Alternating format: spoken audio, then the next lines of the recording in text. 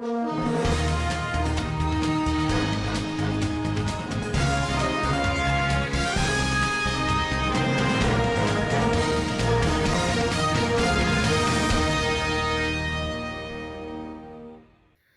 तालुक्यातील मोठेवाडी येथे मरगुबाई यात्रेदरम्यान सोमवारी दुपारी अचानक आलेल्या वादळी वाऱ्यामुळे उभारण्यात आलेले पत्रा शेड व भिंती कोसळून झालेल्या भीषण दुर्घटनेत 6 भाविकांचा दुर्दैवी मृत्यू झाला असून अनेक जण गंभीर जखमी झाले आहेत.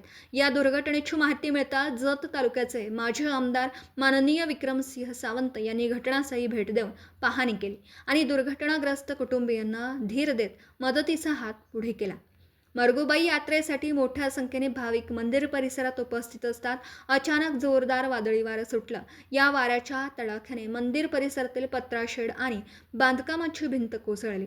या दुर्घटनेत पांडोझरी दरीबडची व कर्नाटकातील भाविकांचाही समावेश असून अनेक जण ढिगाऱ्याखाली अडकले होते.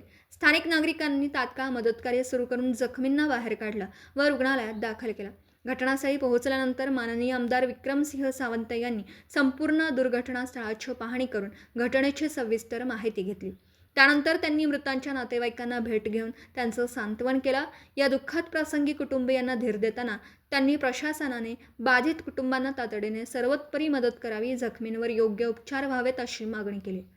यावेळी माननीय सावंत म्हणाले की ही अत्यंत दुर्दैवी आणि वेदनादायी घटना आहे. यात्रेसाठी आलेल्या निष्पाप भाविकांना अशा प्रकारे जीव गमवावा लागणं ही दुर्दैवी बाब आहे.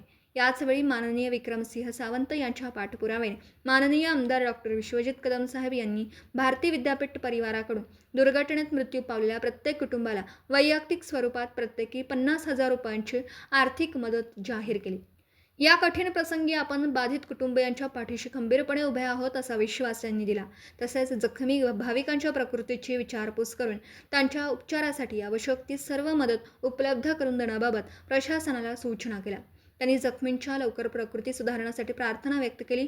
यावेळी पंचायत समिती सभापती बाबासाहेब कोडक, सांगली कृषी उत्पन्न बाजार समितीचे सभापती सुजय नाना शिंदे, पंचायत समिती सदस्य लक्ष्मण तात्या चव्हाण, माजी सरपंच भगवंत जावीर यांच्यासह मोठ्या संख्येने ग्रामस्थ कार्यकर्ते उपस्थित होते.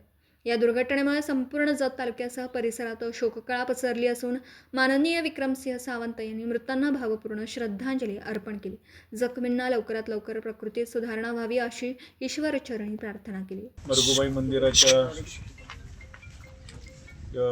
देवळाजवळ भाविक आले असता मोठ्या प्रमाणावर या ठिकाणी वाऱ्याचा आणि पावसाचा वादळी वाऱ्याचा मोठा तडाखा बसून या ठिकाणी इथं भाविक आलेले जवळजवळ 6 भाविक या ठिकाणी मयत पावले. खरं तर ही दुर्दैवी घटना आहे. या प्रशासनाच्या माध्यमातून आणि इथल्या लोकांच्या माध्यमातून जी काही त्यांना मदत मिळाली ती तुटपुंज आहे आणि येणाऱ्या याच्यात सुद्धा लवकरात लवकर त्यांना आर्थिक मदत मिळण्याच्या दृष्टिकोनातून आम्ही पाठपुरावा करू.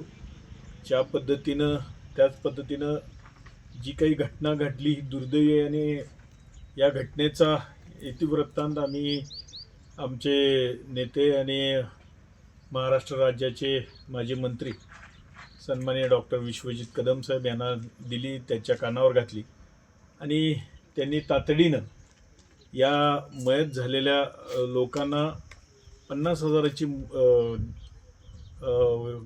तुटपुंज मदत या ठिकाणी करण्याचं आश्वासन या निमित्तानं दिलेलं आहे आणि प्रशासनाच्या माध्यमातून आम्ही ती लवकरात लवकर ती मदत त्या संबंधित कुटुंबापर्यंत लवकरात लवकर कशी पोचेल याचा निश्चितपणे आम्ही त्यांना मदत करू. अशा पद्धतीचं या निमित्तानं आत्तापर्यंत ज्या जत तालुका हा कायमस्वरूपी दुष्काळी तालुका म्हणून ओळखला जात होता आणि आता या तालुक्यात चांगल्या पद्धतीनं पाऊस आणि पाणी आज या निमित्तानं तालुक्यात येत आहे आणि त्याचा फायदा या आमच्या तालुक्यातल्या सर्वसामान्य शेतकऱ्यांना होताना दिसतोय. आज जी घडलेली घटना आहे ती दुर्दैवी आहे. निश्चितपणानं या दुर्दैवी घटनेत जी काही मयत झालेले आहेत त्यांना या निमित्तानं मी भावपूर्ण श्रद्धांजली वाहतो आणि निश्चितपणानं त्यांच्या कुटुंबियांना या ठिकाणी मदतीचा हात लवकरात लवकर कसा पोचेल त्या निमित्तानं शासनाकडूनही आणि वैयक्तिकही जेवढी मदत करता येईल तेवढी आम्ही करू.